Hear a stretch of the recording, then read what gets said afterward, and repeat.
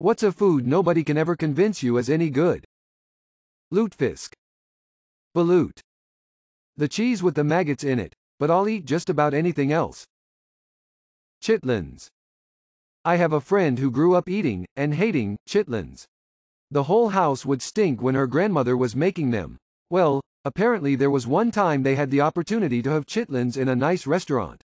The grandma didn't like them though because they weren't the same, they were missing something. Turns out it's because the restaurant washed them thoroughly. Any kinda nervous tissue lol. Not because they seem gross, just because brain especially has a chance to really mess you up and there's no amount of cooking that will do anything about it. What are the pros and cons of sleeping naked? Pros. Freedom for balls and dick. Cons.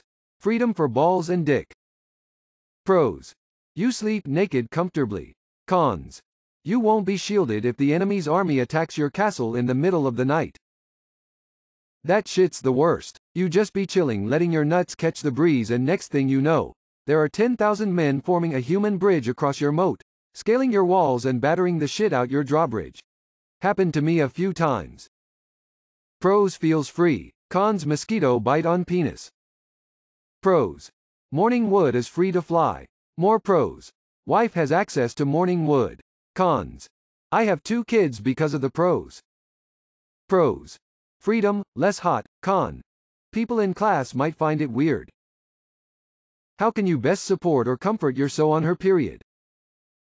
In my experience they will either need to be alone, or extra attention and comfort, depending on the woman. Find out which she likes or needs at the moment and do that. The best advice I've seen here is to ask, because not every woman is the same. I was with her girl who wanted basically sex and chocolate while on her period. All the feel-good stuff. I've met others who just pushed through like nothing was happening to them. Maybe it wasn't that bad for them. Above all, don't do anything to piss her off. Do not squeeze her tight and call get your little ketchup packet. Trust me, it does not go over well. At first, I thought my GF needed cuddles. What she actually needs is warmth, and she's just been using me as a heat source like some kind of thermal vampire. What unimpressive things are people idiotically proud of? Not reading. Saying shit like in a land of sheep I am the wolf. Sure thing, dude. I worked with a guy who, otherwise very smart, was extremely proud of the fact that he could remove the foil from the neck of a wine bottle without cutting it. He brought it up so many times I lost count. I just let him have it, though, because he seemed to need it. When they say, that's just how I am, especially when it could hurt themselves or others. Nothing surprises me more than when people are proud of their ignorance. How little sleep they're getting by on. Someone once bragged to me, like thumbs in suspenders level bragging. His new girlfriend's dad owned a used car lot and he got an awesome interest rate on his new, to him, truck. His rate was 24%.